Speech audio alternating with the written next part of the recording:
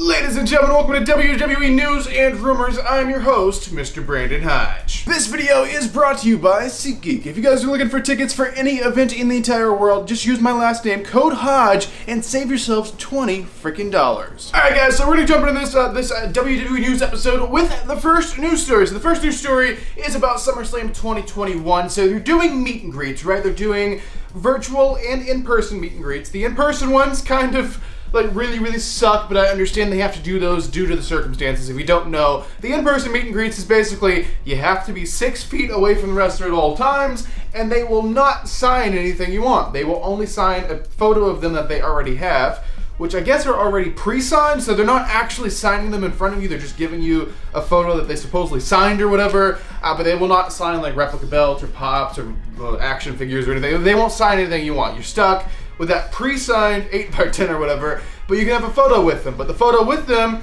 you have to stand 6 feet apart, so I guess they're like, oh, way over there, and I'm like way over here, and it's like, hi. So yeah, it's kind of messed up, the whole situation. It's completely understandable due to the circumstances, but I'm not paying $150 to do that, personally. The other option, they're doing a virtual meet and greet where you can like FaceTime the wrestler or whatever, and you do not have to be, you know, in the city in Las Vegas to do that. You can be anywhere in the world and do that. But the thing is, these meet and greets are not free, of course. They're also not $150 like the in-person ones are. They vary on pricing. Some of them start at like $150 for like the smaller names like Adam Cole and people like that. But as you get up to bigger names, it gets quite ridiculous. And someone with a not such a giant name, I wouldn't think, but she's the most expensive wrestler in the whole thing, and it's Alexa Bliss. Alexa Bliss, get this, is not $150. She's actually $400. And you look at 2 minutes, and there's a countdown clock. You get 2 minutes, and then that's it. That's all you get with her. You get a FaceTime her for 2 minutes for $400. She's the most expensive one. The second most expensive one is Seth Rollins at $300. But still, I don't know if I would pay $150 to FaceTime a wrestler. Personally, I don't think I'm doing that.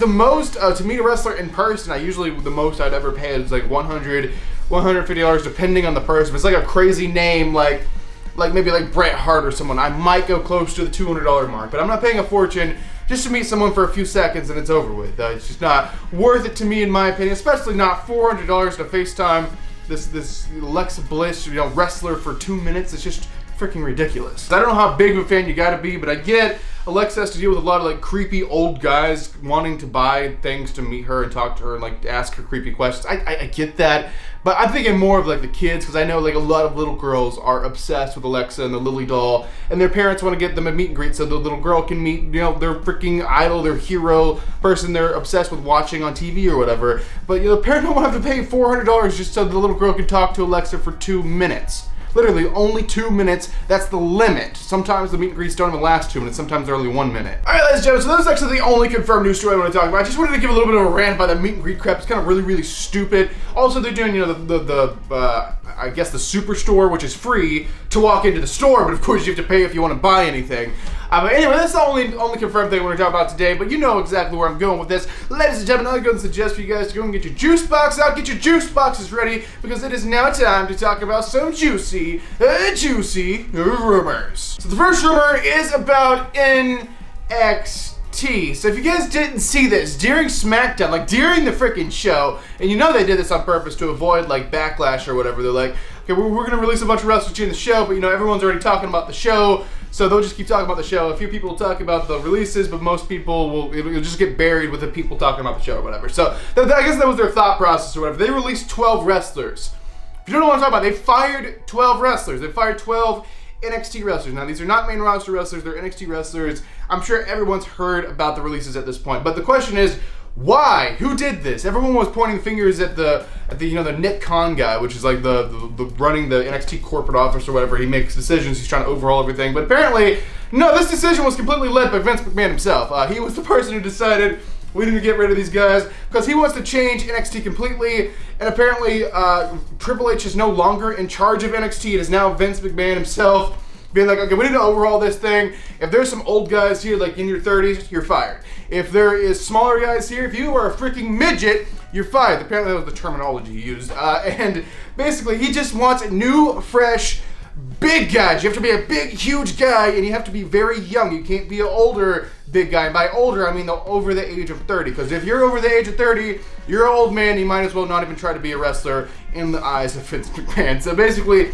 he said in this new rule that NXT will no longer be hiring any smaller guys, and they will no longer be hiring anyone over the age of 29. So that is the new rules for NXT set in place by Vince McMahon himself, and he's trying to pretty much fire and release everyone who doesn't meet those criteria. So yeah, it's a very, very big mess, but apparently this has something to do with them losing the ratings war against AEW, which Vince said he didn't even care about AEW. He wasn't even on his radar or whatever. So it's so confusing right now, but all I know is the whole company's getting overhauled, not just NXT, but they want to change NXT, brand new NXT logo, brand new NXT stage, and a brand new presentation, and brand new wrestlers is what they want to do. And the next rumor, speaking of NXT it's about Adam Cole, baby. So in the last news episode, we talked about how Adam Cole's contract with the WWE is actually only expiring in a few weeks. It expires at the end of August, and he can be a free agent, pretty much wrestle for anywhere. I'm not too sure. If your contract expires, do you still have the non-compete? I don't think you do. I think you only have the non-compete if they release you out of the contract. So I guess after August, Adam Cole could go to any wrestling company in the world. Obviously, he has a lot of friends in AEW. Everyone wants to point their fingers right at AEW, but we'll have to wait and see where he decides to go if he does become a free agent. But apparently, Vince McMahon is freaking the hell out because Adam Cole's contract's coming up. And apparently he didn't realize it, so he pretty much flew Adam Cole to SmackDown to have a very VIP exclusive meeting with Vince McMahon. So it was just Adam Cole and Vince McMahon in a meeting backstage at SmackDown this past week. Apparently Vince offered Adam Cole a $1 million contract, which is, if you don't know, a giant step up from the NXT contract that he has had. And I would assume this comes with a main roster call-up, like he would be a main roster wrestler. So Adam Cole has not yet accepted this. I guess he just I'll think about it, Vince. I'm not entirely sure right now. So I know AEW would offer the guy the same amount of money. They would offer him $1 million, I'm sure, if not even more money. And Adam Cole, it's freaking Adam Cole, baby. Like, come on, it's Adam Cole. So we'll have to wait and see where it goes. But if he's not happy with WWE, if he wants to go, be with his other friends in AEW, he might just do that. I think I'm leaning more towards the side that Adam might be going to another company. Not necessarily AEW, but I don't think he's staying with WWE. But anything's possible. They're going to pull all the steps to try to, re-sign the guy. So we'll have to wait and see. And if I hear any more updates, I'll let you guys know. All right, the next rumor is about Mr. Bray Wyatt. We're still talking about this guy. So he just was recently released by the WWE. If you don't know, I'm sorry to break the news to you like that, but the Fiend Bray Wyatt has been fired by the WWE. There's been a lot of questions and not too many answers about why and what happened and all this and where Bray's even been, because he hasn't even, wrestled since WrestleMania, which was this past April. Apparently, and this is brand new just coming out, that Bray Wyatt apparently was not medically cleared. That's why he hasn't returned. It's a physical thing. A lot of people were saying it was like a mental thing with the death of one of his best friends that he had a hard time. Of course he had a hard time with that. But apparently the main thing that was keeping him off TV was physically not medically cleared for some reason. I don't know what kind of physical problem this was. There's a note saying it's nothing to do with his brain. It's not like a concussion or any type of brain damage or anything like that. It's just some kind of injury he had physically, I guess. And he just wasn't able to get cleared. Apparently he was cleared actually on July 29th and was released only 2 days later after getting medically cleared. So I don't know what's up with that. Maybe we'll hear something in the future about what was actually wrong with Bray and why he wasn't medically cleared. If I hear anything though, I will keep you guys updated on that. Alright, ladies and gentlemen, this is the saddest part of this video for multiple reasons, but this is the final news to it. This is the final rumor. This is the final thing I'm going to be talking about inside of this episode of WWE News and Rumors. It is about the next big WWE pay-per-view, which is actually going to be SummerSlam. So SummerSlam is set to take place, August 21st, Saturday night for some reason. Saturday, August 21st in Las Vegas. At least that's the current plan. There's been a lot of rumors with this whole virus thing that things are getting shut back down. And I always try to just block that out and ignore it and try to be positive because it's easy to get all concerned and freak the hell out. Like, oh my God. It's just just relax. Everything's gonna be okay. So there's been a lot of questions that they're canceling sporting events, they're making masks, required again or whatever. So there've been a lot of changes to SummerSlam since this whole thing. And I think everyone freaking out is just making everyone react even worse. And people just being stupid and not wearing masks and stuff like that, or vaccinations or whatever. I'm not getting in the whole debacle, but anyway, there is a rumor saying that WWE is actually preparing to have SummerSlam in the ThunderDome. If, and that's a big if, something happens to the Vegas venue, the Allegiant Stadium, that they're no longer able to have the show there. Now, I know Vegas really wants the show there because, you know, WWE, when they do a big show like that, it brings a lot of money into for the city. So they want that money because it's going to help their like local economy or whatever the hell. But the big question, is it safe? Are they going to be able to have it?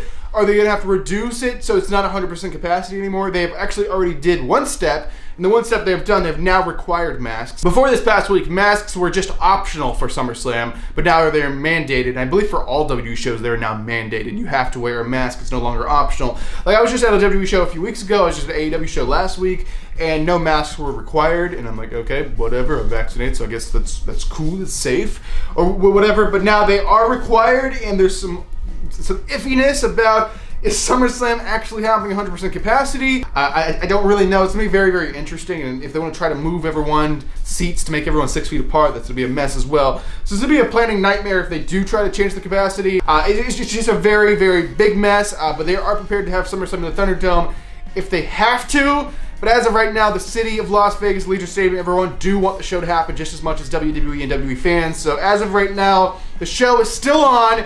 But if something crazy happens within, you know, the next 2 weeks, because the show's only 2 weeks away, they are prepared to actually have it in a ThunderDome. And I guess they're working on a ThunderDome setup now. If they're ready to have one within 2 weeks, I guess they're working on building one just in case. I don't know the situation. I hate being negative and trying to be like this whole thing. I try to be positive, be like, everything's okay. Everyone just be smart, be safe, and all that. That's kind of my mentality. But I don't know, guys. We'll just have to wait and see. So there you guys have it. That's actually going to do it for this episode of WWE News and Rumors. Hopefully you guys enjoyed it. Right now on screen, I'm going to leave a link to 2 previous videos for you guys to check out, as well as a button to subscribe to this channel if you're brand new here. But I am Brandon Hodge, and I will see you guys in the next video.